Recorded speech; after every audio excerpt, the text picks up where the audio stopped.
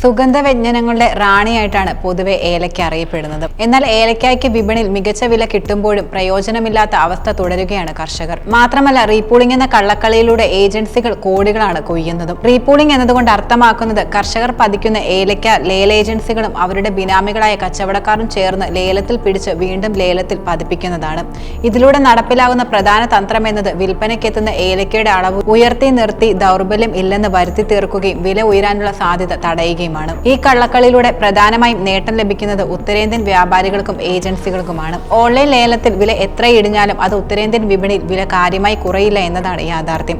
എന്നാൽ ഇവിടെ വില ഉയരുന്നത് അനുസരിച്ച് അവിടെ ഉയരുകയും ചെയ്യുമെന്നതാണ് മറ്റൊരു കാര്യം. വില വ്യത്യാസത്തിന്റെ ഈ നേട്ടം വ്യാപാരികളുടെ പോക്കറ്റിലേക്കാണ് പ്രധാനമായും പോകുന്നതും. വ്യാപാരികൾ നടത്തുന്ന പ്രധാന തന്ത്രം എന്നത് പരമാവധി ലാഭം ലക്ഷ്യമിട്ട് കർഷകരിൽ നിന്ന് കഴിയുന്നത്ര വില കുറച്ച് വാങ്ങുകയാണ്. ഈ തന്ത്രത്തിന് ലേല ഏജൻസികളും വലിയ തോതിൽ കൂട്ടുനിൽക്കുകയാണ്. കൂടാതെ വരൾച്ചയിൽ മാത്രമായി 60% ഏലച്ചെടികൾ നശിക്കുകയുണ്ടായി. 16.220 ഹെക്ടർ സ്ഥലത്തെ കൃഷി നാമാവശേഷമായി തീർന്നു. 100 കോടിയിലധികമാണ് ഇതിലൂടെ നഷ്ടമുണ്ടായത്. അവശേഷിച്ചിരുന്ന ചെടികളിലെ ഉൽപ്പന്നമാണിപ്പോൾ കമ്പോളങ്ങളിൽ പ്രധാനമായും എത്തുന്നത്. എന്നാൽ റീപൂളിംഗിലൂടെ യഥാർത്ഥ ഉൽപാദനത്തിന്റെ ഇരട്ടിയിലധികം ഏലക്ക ലേലത്തിലെത്തുന്നുണ്ട്.